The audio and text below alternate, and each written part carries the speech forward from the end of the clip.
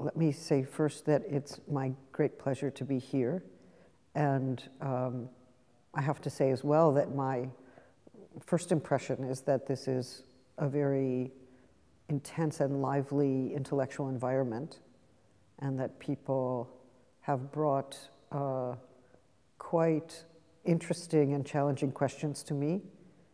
And I very quickly have become aware that there are ongoing conversations in philosophy and social science and literature, in feminism, that are quite impressive, quite vital.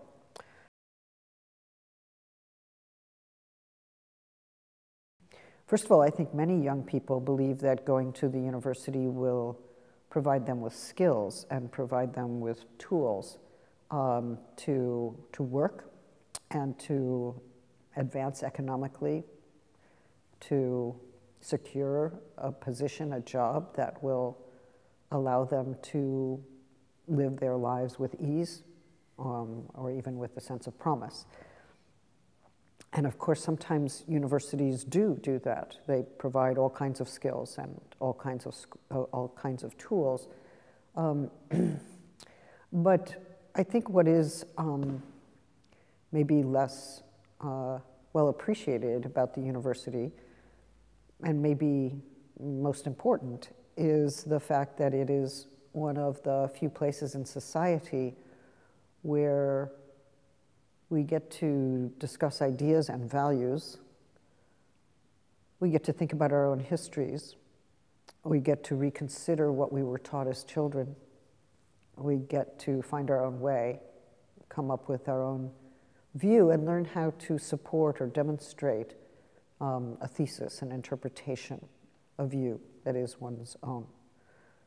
I think in almost any class in the university, you also have to learn language. You have to learn how to communicate, how to present your findings, your views, how to read another text, how to establish an interpretation.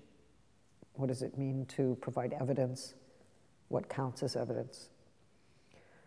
And I think that's true whether one is studying history or literature or philosophy, but it's also true in the computer sciences, which now more than ever are concerned with the basics of communication.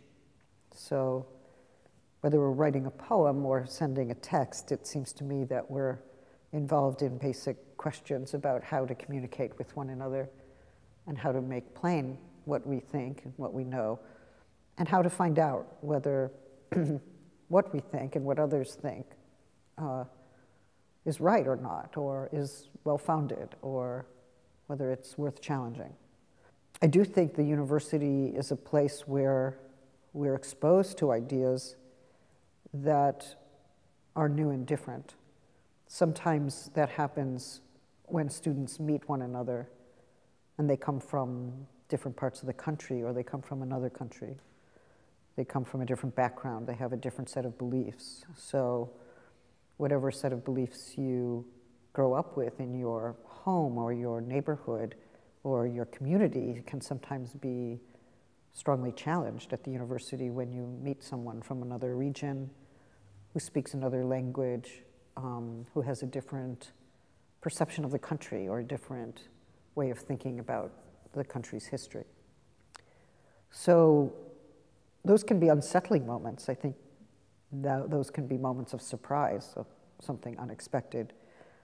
But it also, I believe, provides an opportunity, sometimes in the classroom and sometimes out of the classroom, to rethink our ideas of the world and what it means to belong to a university or to a larger community that has and houses diverse perspectives.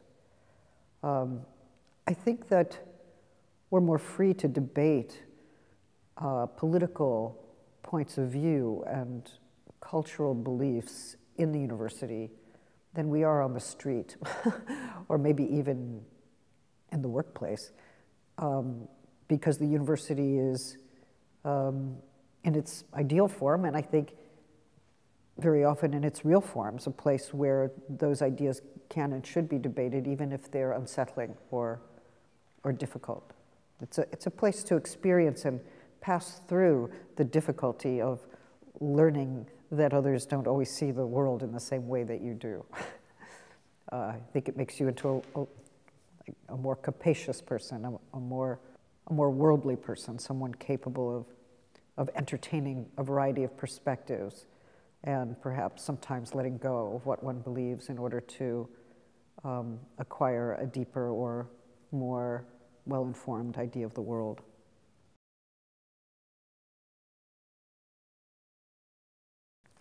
I do think that one thing that university students find is that there's still certain values that are more highly prized than other values. Do you have to show that the work you do is useful? Do you have to show that it has an impact? Do you have to show that it is not just profitable, but in some ways recognized within a larger scientific or technological community? The arts and the humanities have to struggle when our values become defined through some of those market values. But it does seem to me that the university is a place where you can reflect on market values. Why and how did market values become the ultimate value in the university, even in the free university? How do we think about the value of the arts in public life? How do we think about the value of literature? Not just the life of imagination, but also the important ways in which we can consider alternate views of reality through reading a literary text and being productively displaced from our everyday understanding. Or philosophy, what's possible, what's right, what can we hope for? How do we understand justice?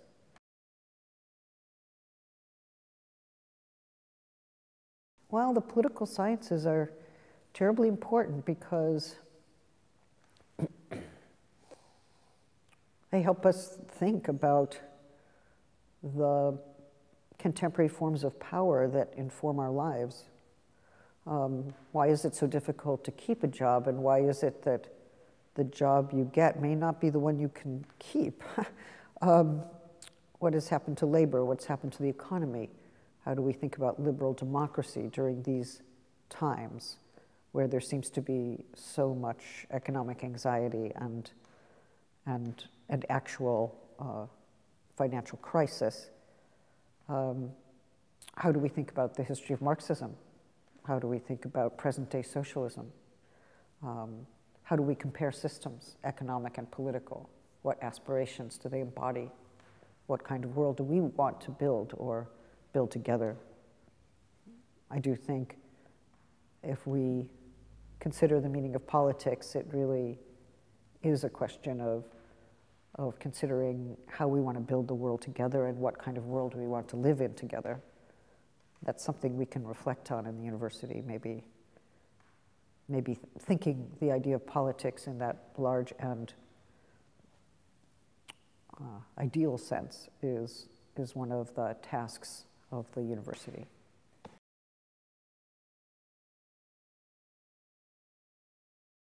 You know, in my view, reading and writing and listening and debating are already forms of activity.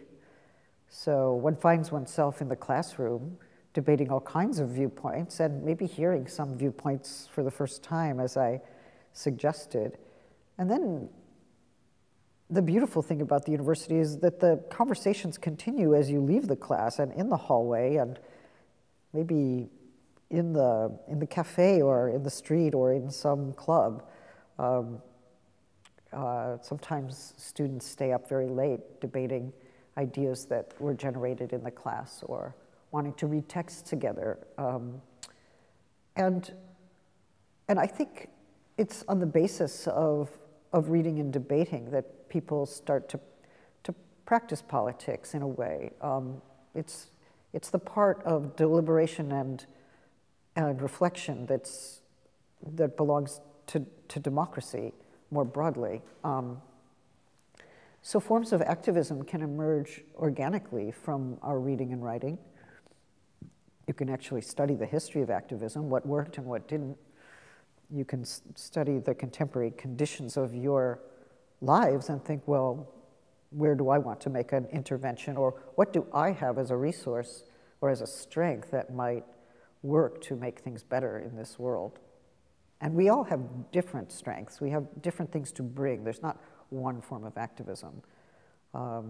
We might work really well with people. We might prefer to be home writing an editorial. We might work with in issues of ecology or migration or the Roma or women's equality or economic justice. We could think of many issues pertaining to the young or to the old, where some of us have particular talents. But I think the idea is to know the world and to change the world. And we don't change the world well without knowing it. And if we know it well, we do sometimes get moved to change it.